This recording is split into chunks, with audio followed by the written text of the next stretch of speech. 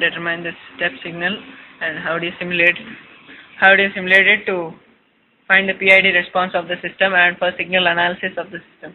So here we determined how the gain of the system will differ and the integral constant which is required for the system to be stable.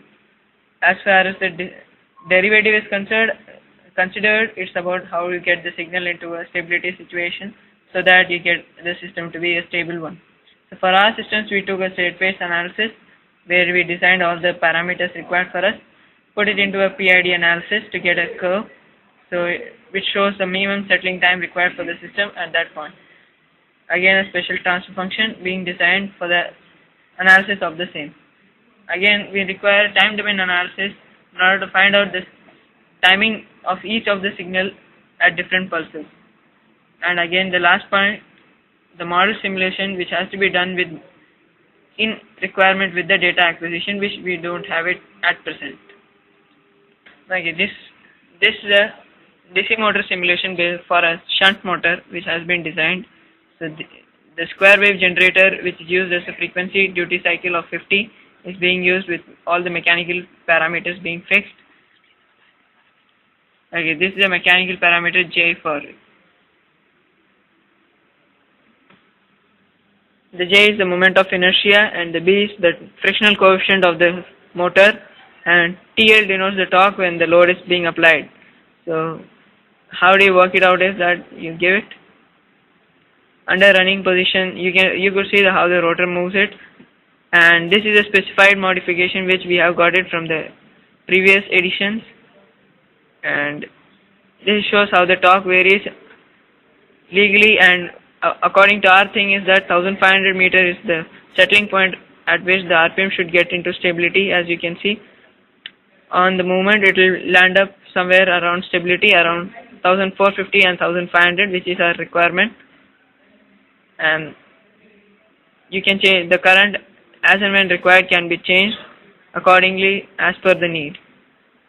This is a mathematical demonstration of the whole system to be under study.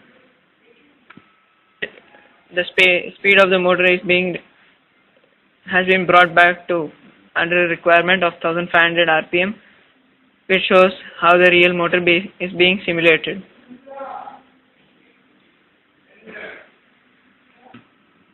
Okay, this is about the steady space analysis, which is again required for a system when it is under movement. Here we change the parameters required.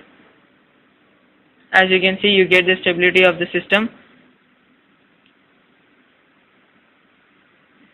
and with these things we are able to determine the value of the constants which are required in order to determine the calculations for the further processes, and these constants are required for determining the PID controller appropriately required in order to simulate the signals when we don't have an actual motor with us.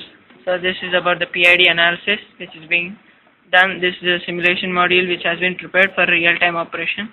As we have shown in the other modules, this is the state space module which is being put instead of a real motor, which is going to be replaced when it is being simulated. The gain of the system is changed such that the stability is obtained.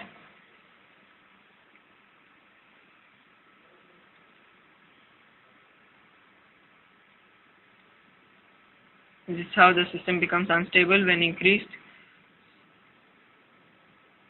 Thus, by increasing the proportional gain, the system is brought into stability with a minimum time required for the system. Well, again, this whole deals with our project, and only the final part which is left off is the real simulation with NISB-RIO. Maybe it will take us a week to complete that with a whole study of NISB-RIO. Thank you.